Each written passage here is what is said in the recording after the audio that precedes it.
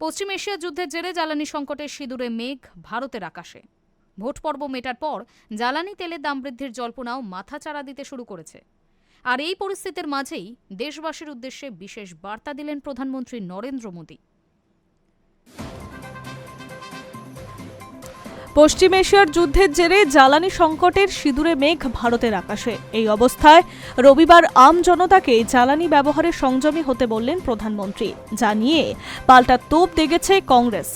কংগ্রেসের বক্তব্য, দেশকে জ্বালানি সুরক্ষা দিতে ব্যর্থ হচ্ছে মোদী সরকার। এখন দেশের সাধারণ নাগরিকদের ওপরে দায় চাপাচ্ছেন প্রধানমন্ত্রী। পাশাপাশি আগামী 1 বছর সোনা কিনতেও বারণ করছেন তিনি। জ্বালানি কম কেনার বিষয়টি বোধগম্য, কিন্তু সোনা না কেনা, বিশেষত ভারতের মতো দেশে যেখানে সোনার সঙ্গে বিয়ের মতো সামাজিক রীতিনীতি সম্পর্কিত, সাধারণ পরিবারের অন্যতম সম্পদও বটে। বলে রাখা ভালো, জ্বালানির মতোই সোনাও ভারতে আমদানি করা হয়। এর জন্য খরচ হয় বিরাট অঙ্কের টাকা। সেই খরচও এখন সমস্ত সীমা ছাড়িয়েছে। অশোধিত তেলের চাহিদার প্রায় 85% আমদানি করা হচ্ছে। তেমনি বিশ্বের অন্যতম বৃহত্তম স্বর্ণ আমদানিকারক দেশও ভারত।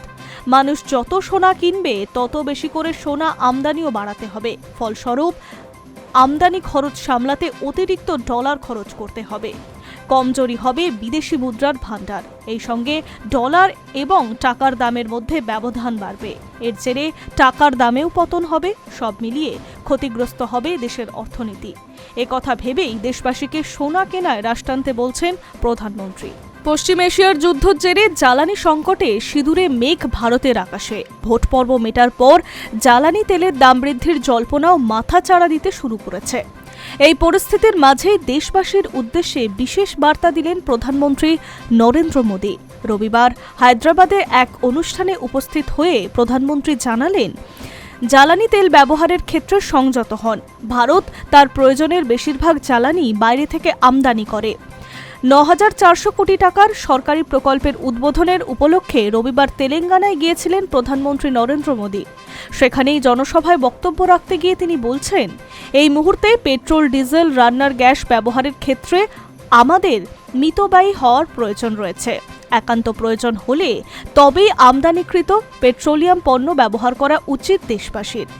এর ফলে আমাদের শুধুমাত্র বৈদেশিক মুদ্রায় সাশ্রয় হবে না, যুদ্ধের জেরে দেশে তৈরি হওয়া নেতিবাচক প্রভাব কমাতেও সাহায্য করবে।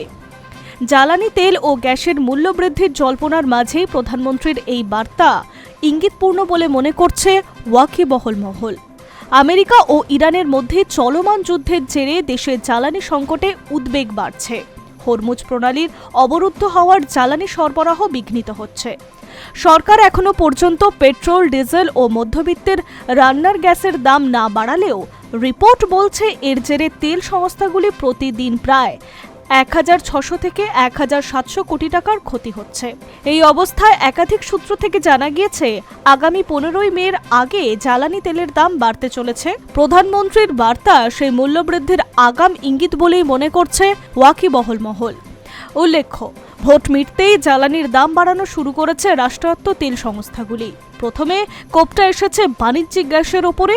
100 থেকে 200 টাকা নয়, শুক্রবার এক ধাক্কায় সিলিন্ডার পিছু 993 টাকা বাড়ানো হয়েছে 19 কেজির বাণিজ্যিক গ্যাসের দামে। এখানেই শেষ নয়, দাম বাড়ানো হয়েছে অটোর এলপিজির ক্ষেত্রেও। এক ধাক্কায় 6 টাকা 44 পয়সা দাম বেড়েছে অটোর জ্বালানিতে। আশঙ্কা করা হচ্ছে এবার কোপ পড়তে পারে জ্বালানি তেল ও মধ্যবিত্তের রান্নার গ্যাসের ওপরেও। Hi news network.